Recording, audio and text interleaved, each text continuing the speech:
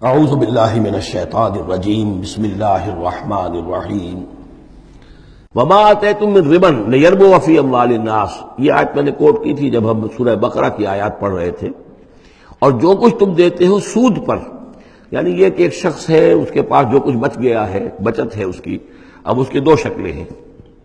یا تو اس بچت کو وہ اللہ نے جن لوگوں کو کم دیا ہے، جو محتاج ہیں، ان کو دے دے، اللہ کے ہاں اجر و ثواب لے لے، اللہ کے دین کے لیے لگا دے، اس کا بھی اجر و ثواب اللہ دے گا.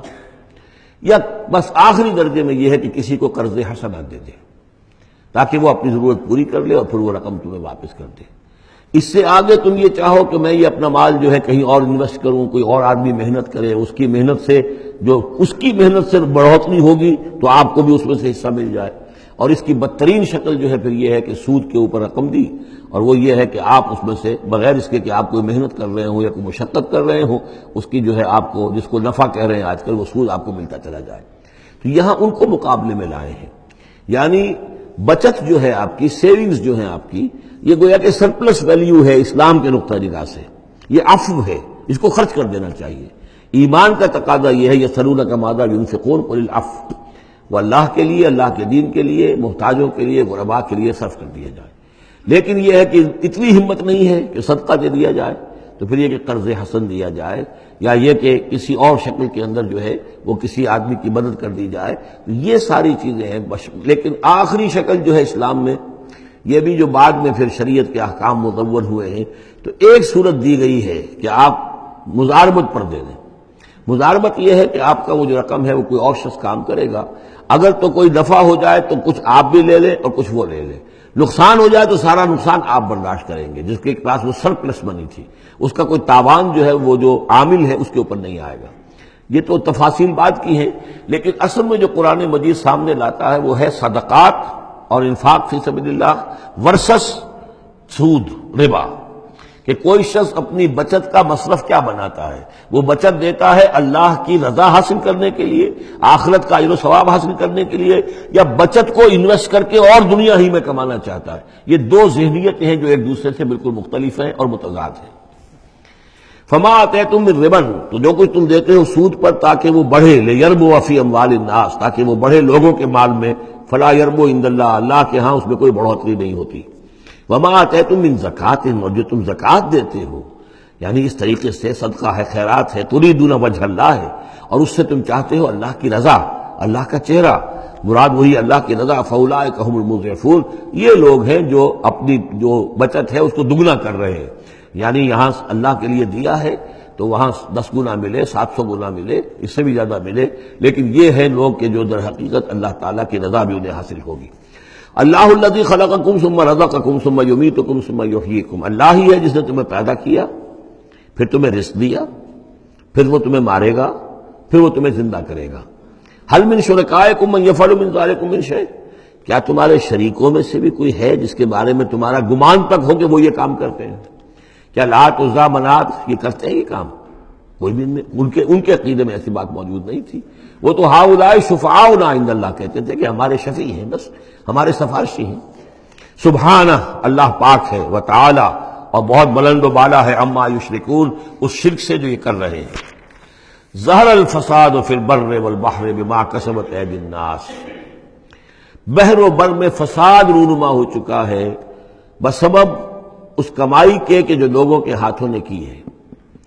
یہ آیت جتنی آج روشن ہو کر پورے دنیا کے افق کے اوپر جو ہے یوں سمجھیے کہ نمایاں ہو رہی ہے، شاید جس وقت نازل ہوئی تھی اتنی نمایاں اس وقت بھی نہ ہو. اس لیے کہ اس وقت پوری دنیا کا کیا اندازہ تھا لوگوں کو؟ بہت کم اندازہ تھا، پوری دنیا کی وسعت کا اندازہ بھی نہیں تھا. آج جس طریقے سے فساد رونما ہو چکا ہے پوری زمین میں، اور جس طرح کے تصادم ہیں، جس طرح کے مقابلے ہو رہے ہیں، جس طرح کی بد امنیاں ہیں، جس طرح کے فسادات ہیں، تو ظاہر الفساد فی البر والبحر، بر و بحر میں فساد رونما ہو چکا ہے بما کسبت ایدی الناس، لوگوں کی اپنے ہاتھوں کی کمائیوں کے باعث. لیذیقہم بعض الذی عملوا، اور یہ اس لیے ہے کہ اللہ تعالیٰ انہیں ان کے بعض اعمال کا مزہ چکھائے. یعنی بعض الذی عملوا، اگر سارے اعمال کا اللہ تعالیٰ یہیں پر اگر سزا دینی شروع کر دے تو کوئی آدمی بچے ہی نہ. ما بقا علی ظہرہ دابہ، تو کوئی بھی ایک بھی انسان نہ رہے زمین کے اوپر، لیکن کچھ اللہ تعالیٰ جو ہے وہ عذاب دیتا ہے لعلہم یرجعون، تاکہ یہ لوٹیں پھریں سوچیں غور کریں توبہ کریں رجوع کریں۔ یہ جو کچھ ہو رہا ہے اس وقت وہ اس لیے ہے کہ انسان ہوش میں آئے، یہ آج ہمارے ساتھ کیوں ہو رہا ہے، کس وجہ سے ہو رہا ہے، خاص طور پہ مسلمان سوچیں کیوں ہم ذلیل و خوار ہیں آج، کیوں ذلیل کے کل تک نہ تھی پسند گستاخی فرشتہ ہماری جناب میں، کیا وجہ ہے؟ اے اللہ ہم سے تو وعدہ تیرا تھا انتم الاعلون ان کنتم صادقین ان کنتم مؤمنین، تم ہی بلند سر بلند ہوگے اگر تم مومن ہوئے، ہمارا یہ حال کیوں ہے؟ اگر ہم یہ سوچیں گے تو نتیجے پر پہنچیں گے کہ اس لیے کہ ایمان نہیں ہے ہمارے پاس، یا دوسرا وجہ یہ ہے کہ ہم نے دین کے حصے بکھرے کر دیے ہیں۔ افتؤمنون ببعض الکتاب وتکفرون ببعض فما جزاء من يفعل ذلك منكم الا خزي في الحیاۃ الدنیا ویوم القیامۃ یردون الی اشد العذاب۔ تو جب آپ سوال کریں گے قرآن سے تو قرآن آپ کو جواب دے گا، لیکن ان چیزوں پر بھی اگر غور کریں سوچیں تو جب تک اللہ تعالیٰ کی طرف سے کوئی مہلت ملی ہوئی ہے کوئی بڑا عذاب آنے سے پہلے، یہ آیت نوٹ کر لیجیے 41 نمبر آیت ہے، اس لیے کہ 60 آیتیں ہیں سورہ روم کی۔ اس سورہ مبارکہ کی مناسبت مضامین کے اعتبار سے ہے، اس کے بعد سورہ لقمان ہے، پھر سورہ سجدہ ہے۔ سورہ سجدہ کی جو آیتیں ہیں وہ 30 ہیں، اور 21ویں آیت اس کی جو ہے اس کے لگ بھگ ہے، جب ہم پڑھیں گے تو ان کے اندر مناسبت محسوس ہوگی۔ ان 4 صورتوں میں ایک عجیب بات ہے کہ یہ پہلی صورت سورہ عنکبوت، اس کے مضامین کی مناسبت جوڑا اس کا جو وہ تیسری صورت ہے سورہ لقمان، اور دوسری صورت یہ سورہ روم، اس کا جوڑا جو ہے وہ سورہ سجدہ ہے۔ ان کے مضامین کی مناسبت اس اعتبار سے، اور چاروں نے مل کر ایک سب گروپ کی شکل اختیار کی ہے، جیسے وہ 4 تھی جو اس سے پہلے ہم پڑھ چکے ہیں۔ ظہر الفساد فی البر والبحر بما کسبت ایدی الناس لیذیقہم بعض الذی عملوا لعلہم یرجعون قل سیروا فی الارض فانظروا کیف کان عاقبۃ الذین من قبل، کہیے ان سے زمین میں گھومو پھرو اور دیکھو کیسا انجام ہوا ان کا جو تم سے پہلے تھے۔ کان اکثرہم مشرکین، ان کی اکثریت مشرکوں پر مشتمل تھی۔ فاقم وجہک للدین القیم، دوبارہ اپنے چہرے کو سیدھا رکھو دین قیم کی طرف، اللہ کے دین کی طرف، من قبل ان یاتی یوم لا مرد لہ من اللہ، اس سے پہلے کہ وہ دن آ جائے کہ جسے پھر اللہ کی طرف سے لوٹانے والا کوئی نہیں ہوگا، یعنی اس سے پہلے کہ وہ دن آ جائے اللہ کے حکم سے کہ جس کو لوٹانے والا کوئی نہیں ہوگا۔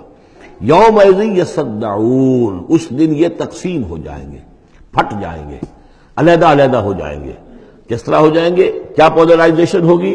من کفر فعلیہ کفرہ، جس نے کفر کیا ہوگا اس کے کفر کا سارا وبال اسی پر آئے گا۔ ومن عمل صالحا فلانفسهم یمہدون، اور جو لوگ جنہوں نے عمل کام کیے تھے، اچھے عمل کیے تھے، تو ظاہر بات ہے کہ انہوں نے اپنے ہی لیے یہ بستر بچھایا تھا، جو اعمال انہوں نے کیے تھے، تو گویا کہ اس وقت علیحدہ ہو جائیں گے، دودھ کا دودھ پانی کا پانی۔ لیجزی الذین آمنوا وعملوا الصالحات من فضلہ، تاکہ اللہ تعالیٰ بدلہ دے اہل ایمان کو جنہوں نے نیک عمل کیے تھے اپنے فضل سے۔ انہ لا یحب الکافرین، یقیناً وہ کافروں کو پسند نہیں کرتا۔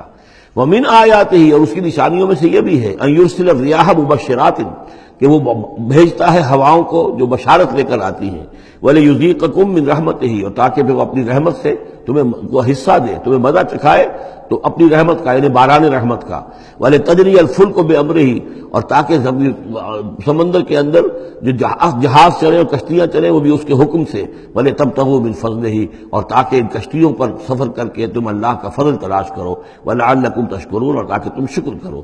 وَلَقَدْ أَرْسَلْنَا مِنْ قَبْلِكَ رُسُلًا إِلَىٰ قَوْمِهِمْ، اور اے نبی آپ سے پہلے بھی ہم نے رسول بھیجے اپنی قوموں کی طرف۔ فَجَاءُوهُمْ بِالْبَيِّنَاتِ، تو وہ لے کر آئے ان کے پاس واضح نشانیاں، معجزات اور واضح تعلیمات۔ فَانْتَقَمْنَا مِنَ الَّذِينَ أَجْرَمُوا، پھر ہم نے انتقام لیا مجرموں سے۔ وَكَانَ حَقًّا عَلَيْنَا نَصْرُ الْمُؤْمِنِينَ، اور یہ تو ہمارے ذمے تھا کہ ہم اپنے اہل ایمان بندوں کی مدد کریں۔ یعنی یہی ہوا ہے، حضرت نوح اور ان کے ساتھی بچا لیے گئے، حضرت ہود اور ان کے ساتھی بچا لیے گئے، حضرت صالح اور ان کے ساتھی بچا لیے گئے۔ صدق اللہ العظیم۔